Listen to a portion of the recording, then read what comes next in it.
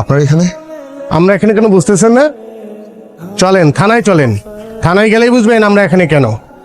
মানে কি, কোনো কারণ ছাড়া আমরা কেন থানায় যাব? আরে কারণ ছাড়া কেন হবে? আপনারা হোটেলে মেয়ে নিয়ে ফুর্তি করে বেড়াবেন আর পুলিশকে তার কাজ করতে দিবেন না? How Seleucus. চলেন চলেন।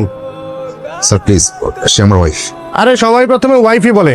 থানায় যান, থানায় গিয়ে ইন্টারোগেশন হবে, সেখানে আমরা আইডেন্টিফিকেশন চেক করব। আমি সত্যি ওর ওয়াইফ। কিরে, এই ছাদ আর টং দোকান ছাড়া কোথাও বসার জায়গা নেই?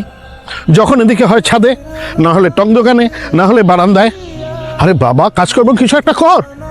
কতদিন আর বাবার ঘাড়ে চড়ে চড়ে খাবি? বড় ভাই ইনকাম করছে আর বাবার পেনশনের টাকা, ব্যাস। আর কোনো চিন্তা ভাবনা নেই, একেবারেই নেই না? এর মধ্যে তো একটা বিয়ে করে ফেলেছিস।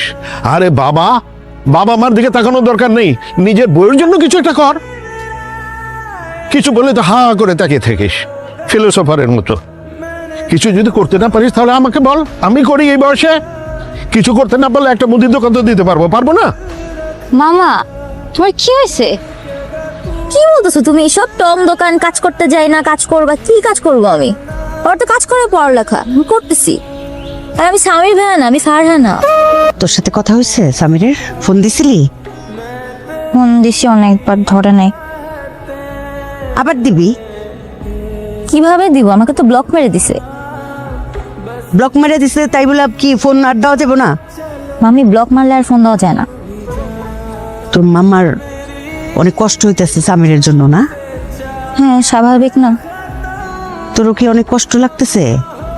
হ্যাঁ, শুধুমাত্র সামির ভাই তো ছিল যে আমাকে একটু বুঝতো।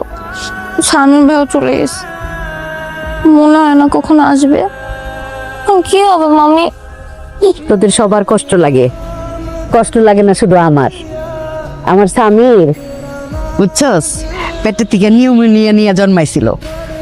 সারা রাতে এই বুকটার মধ্যে রাখতাম, প্রতিটা নিঃশ্বাস গুনতাম যে কোন সময় নিঃশ্বাস আটকা জায়গা।